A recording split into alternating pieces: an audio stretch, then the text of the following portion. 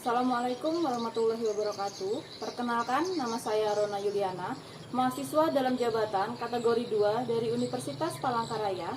Pada hari ini, Selasa 13 Desember 2022, saya akan mengambil video pembelajaran uji kinerja tentang materi Sistem Hukum dan Peradilan di Indonesia di kelas 11 IPS SMA Negeri 2 Seruyan Tengah, Kabupaten Seruyan, Kecamatan Seruyan Tengah.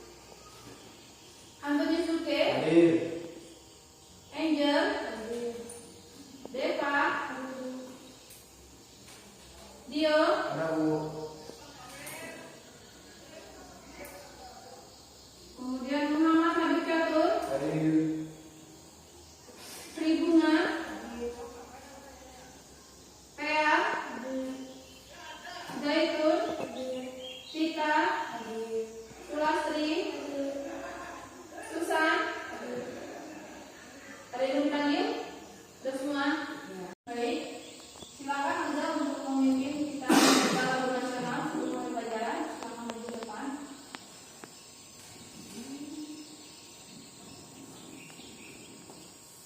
Mari kawan-kawan kita mainkan. Sebelumnya mari Berdiri semua.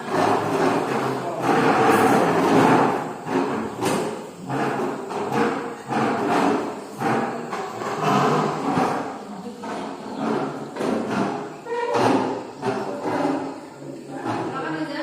Mari kawan-kawan mari kita mainkan lagu Garuda Pancasila. 1, 2, 3.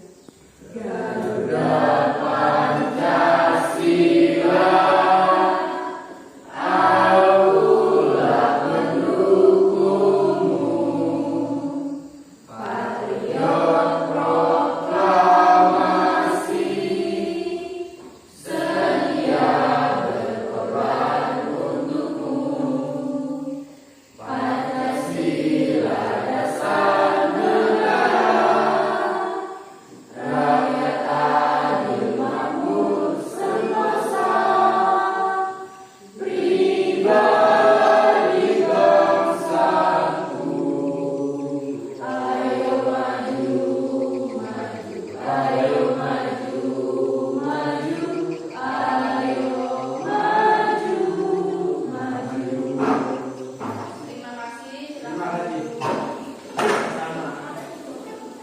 Ada beberapa hal yang ingin disampaikan ya.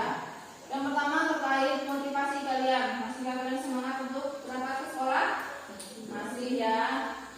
Kemudian dengan kondisi jalan kita yang sangat rusak, masih semangatkah kalian? Masih. Ya. Ibu harap kalian tetap semangat ya, semangat untuk ke sekolah ya, apapun kondisi kita ya, walaupun hujan dan sebagainya, kalian harus tetap semangat untuk berangkat ke sekolah karena sebentar lagi kita akan menjalankan ulangan umum semester 1 ya. Jadi ibu harap ini akhir-akhir ini kan banyak pasti udah materi dan sebagainya, jangan sampai kalian tertinggal materi ya. Nah, sebelum ini ibu lihat, coba dilihat bukunya. Minggu lalu kita belajar apa? Tentang demokrasi bab 2 bagian terakhir ya, tentang demokrasi. Contoh kecil dari demokrasi di lingkungan sekolah kita apa? Ketua OSIS itu contoh kecil dari demokrasi yang ada di lingkungan sekolah. Baik. Apa pengertian dari demokrasi? Coba aja, apa aja? Masih ingat nggak pengertian demokrasi?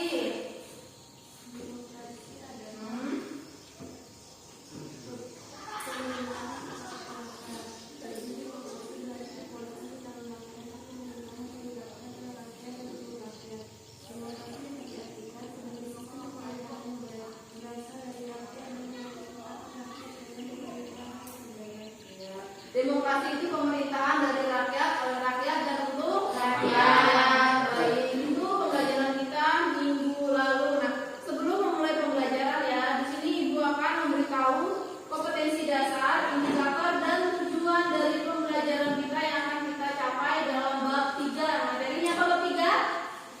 Sistem hukum dan peradilan di Indonesia. Baik, udah dibuka bukunya. Nah, ibu tampilkan sini ada. Nah, itu sudah ada ya. Nah,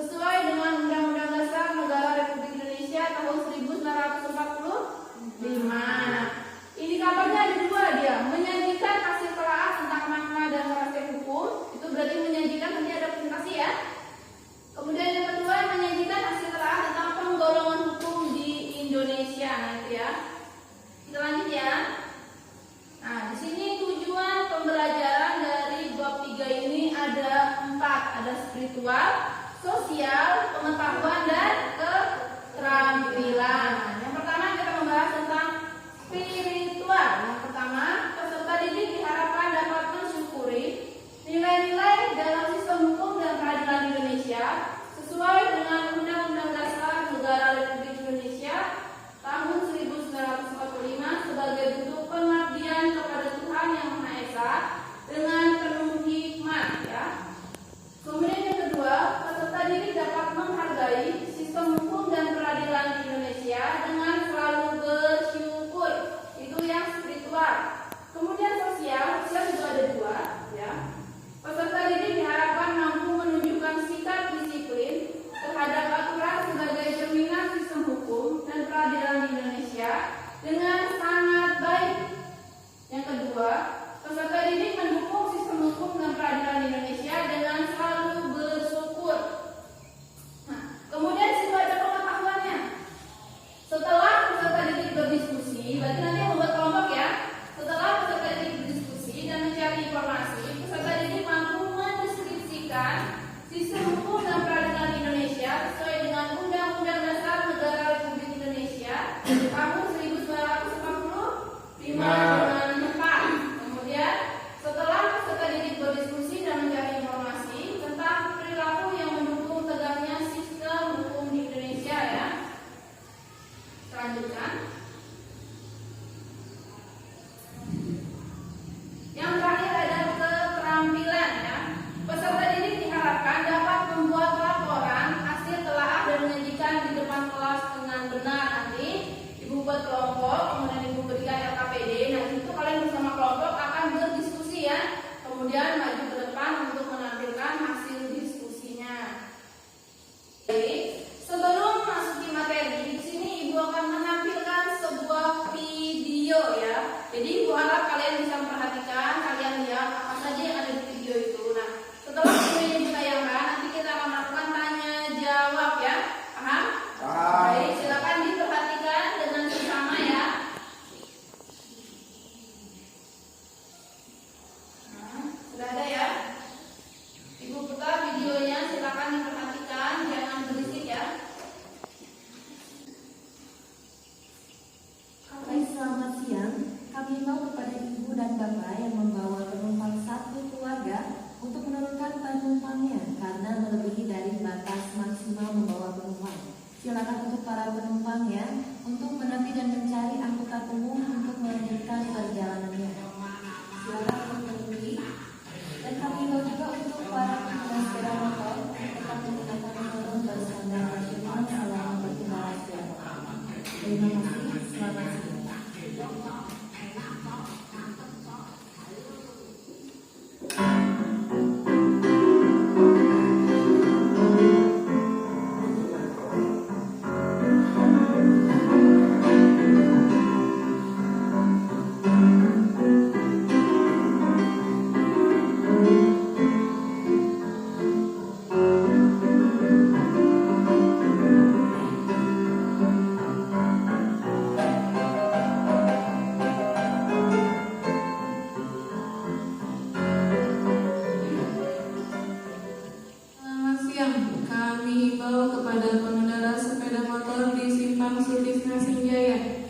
Adik yang berbonceng 3, kalian terpantau oleh CCTV ATCS Dinas Perhubungan Kota Tasikmalaya.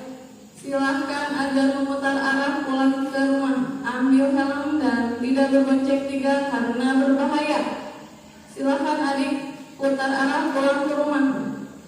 Sekali lagi kami himbau kepada pengendara sepeda motor di Simpang Sutisna Senjaya.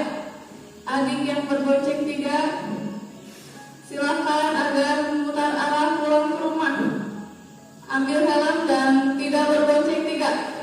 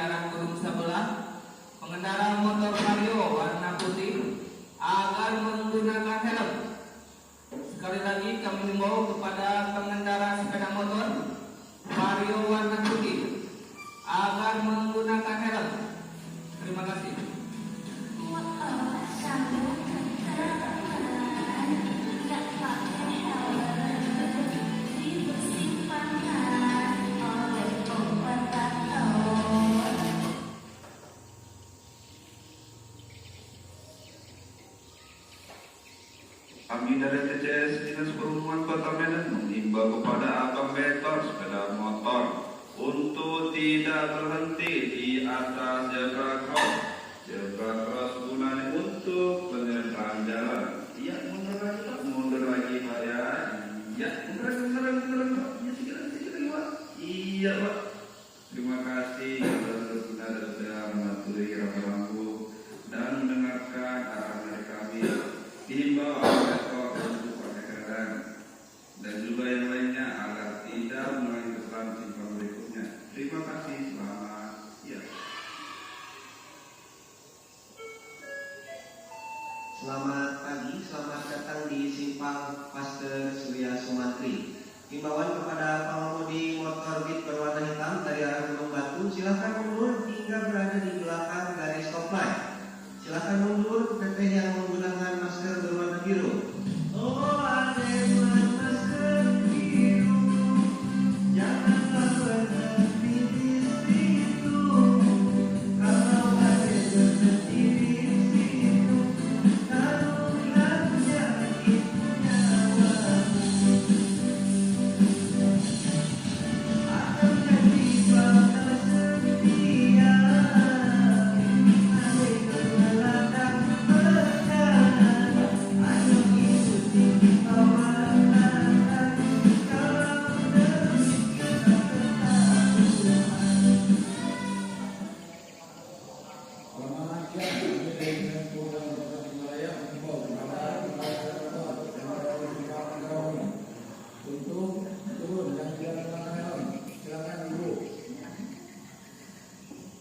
Ibu jangan ngumpet ibu, silakan betul. Kami pastikan traffic ini tidak akan hijau ketika ibu tersebut belum turun.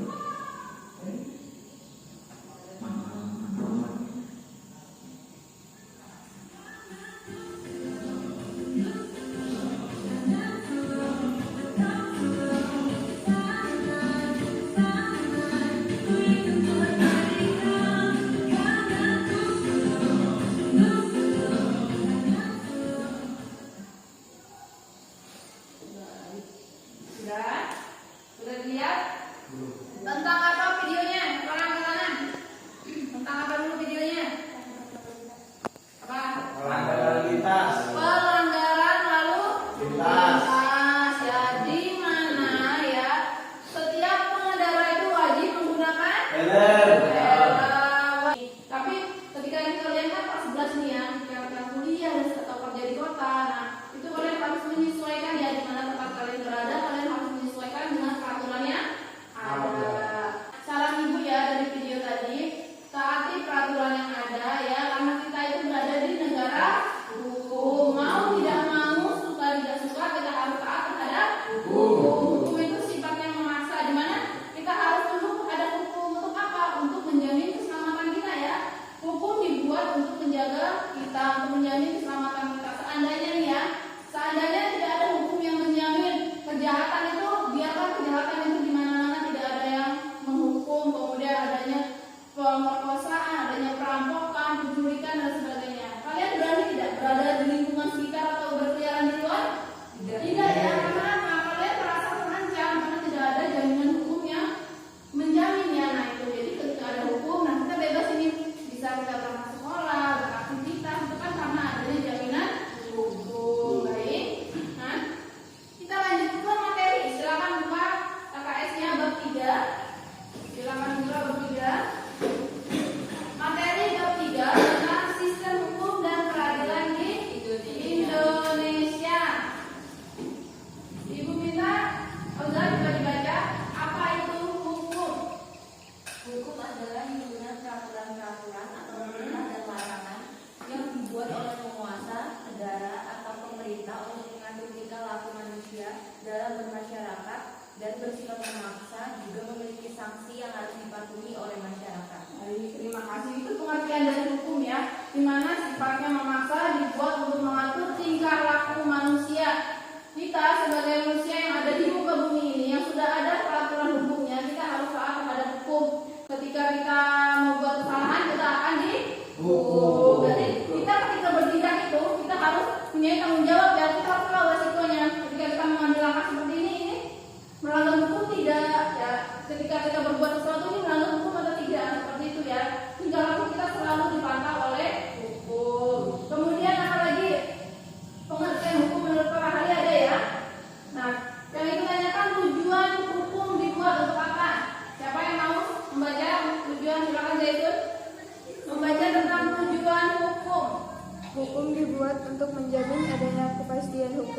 tentang pergaulan manusia.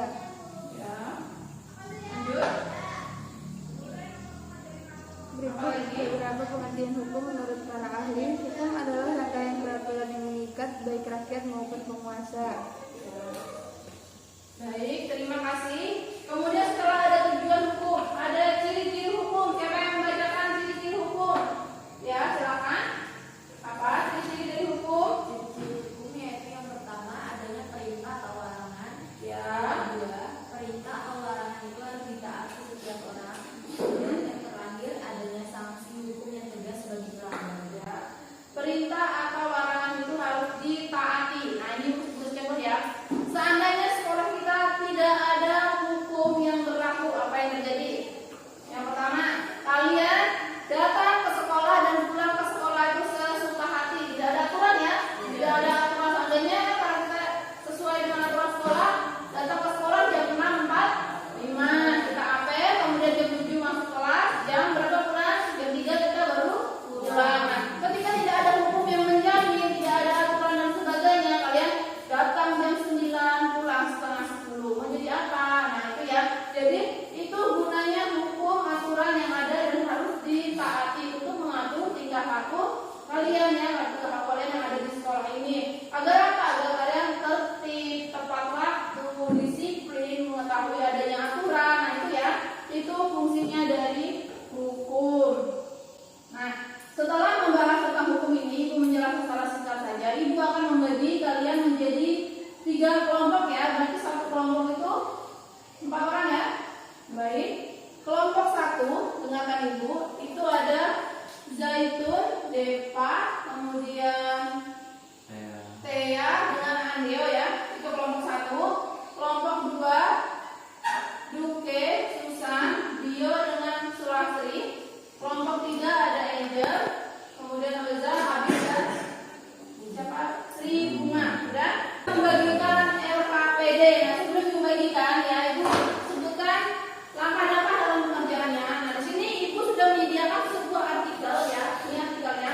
Silakan dibaca. Nah, setelah kalian baca ini kasusnya ya, kasus melanggar hukum ini, kalian Ibu berikan sebuah pertanyaan. Di sini ada 3 pertanyaan. Silakan kalian diskusikan dengan kelompoknya. Nah, ini Ibu bagikan. Silakan kalian baca dulu artikelnya. Baru kalian bisa menjawab pertanyaan. Jika ada yang tidak dipahami, nanti silakan bertanya ke Ibu ya.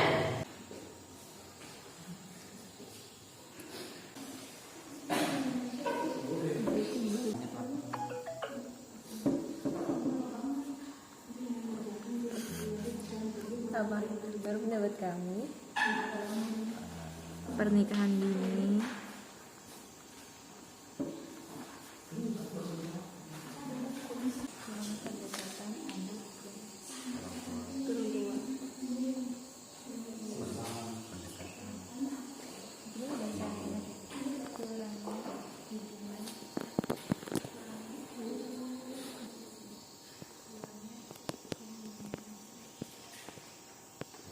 Sama-sama ya mengerjakannya.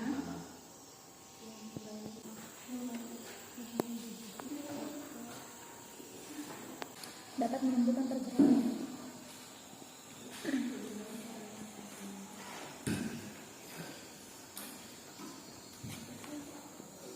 Masing-masing satu orang kalau bisa berpendapat ya. Biar agak banyak. Jadi nggak ada yang cuma diam ya.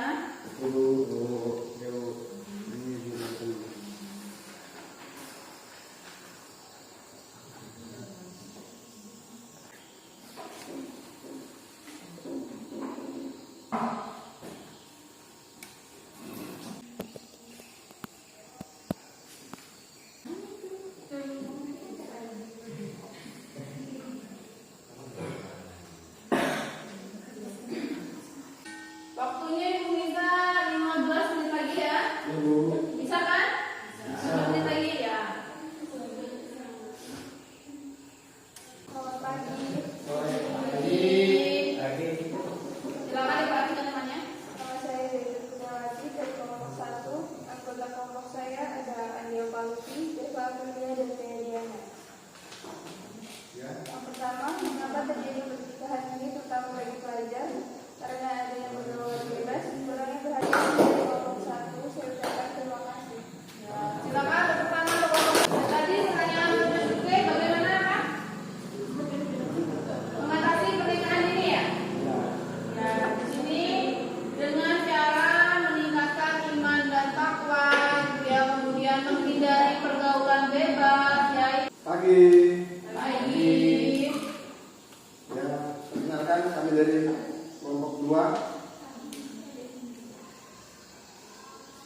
Dio, Sulastri, Susan, dan dengan saya sendiri, Antonius Gute.